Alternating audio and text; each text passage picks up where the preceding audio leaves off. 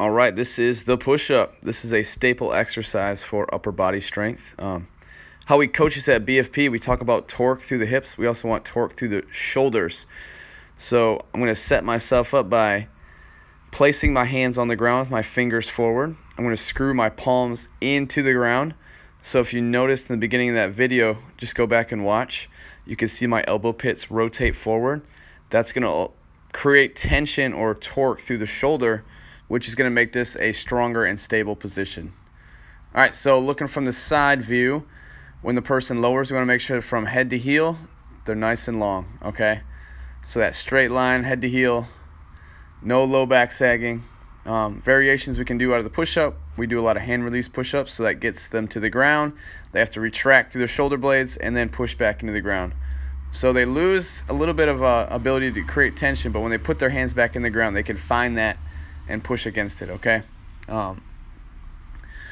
As we move to the top part of the body, we can look at the spacing between the body and elbows. So as we always talk, we want that 45-degree angle from the body. We don't need the elbows rubbing up against the body in this push. Very similar to how we coached our dumbbell chest press. Want that same path, okay?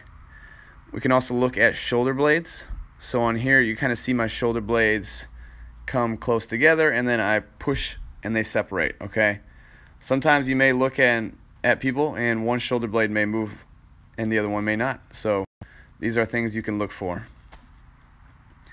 All right, going into some kneeling push-ups. The way we want to coach those is work strong lowering yourself to the ground. Some people may struggle with this, but we want them to work towards this. So lowering to the ground, then they can put their knees in the ground and push their body back up. So this is a variation we can go if someone cannot do a regular push-up. Or if they cannot lower themselves, we just simply ask them to keep their knees on the ground as they go through the reps, okay? And I think I may be demonstrating right here. Yep, so knees down. Big thing on this is you want to coach them up to get their hips to the ground. Sometimes you'll see where they just push or they lower just their head and their hips stay up. So coach them up by saying, let your hips get to the ground, okay? So this is the way we can coach our half kneeling position. There's a good one. All right. So a couple things when you're coaching these are common mistakes we see when people doing push-ups. So usually number one mistake is elbows are going to flare out to the side. Now I'm not doing a great example of this. So let's see. There you go. So you kind of see their shoulders internally rotate as they lower to the ground and their elbows flare out to the side. So we want to coach them, just bring their hands in a little bit, create that torque through the palms, and get them used to that motion, okay, or that setup.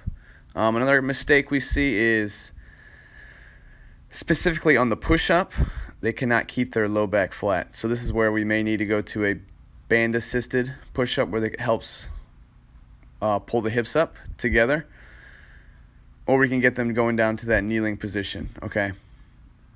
Yeah, right there. So they, their upper body shoots up, their lower body just stays down. Last mistake we usually see is they lead with their head. So the closer the head gets to the ground, they think they're closer to the ground. We want to coach a neutral position from the neck. So these are some things you can look for during the push-up.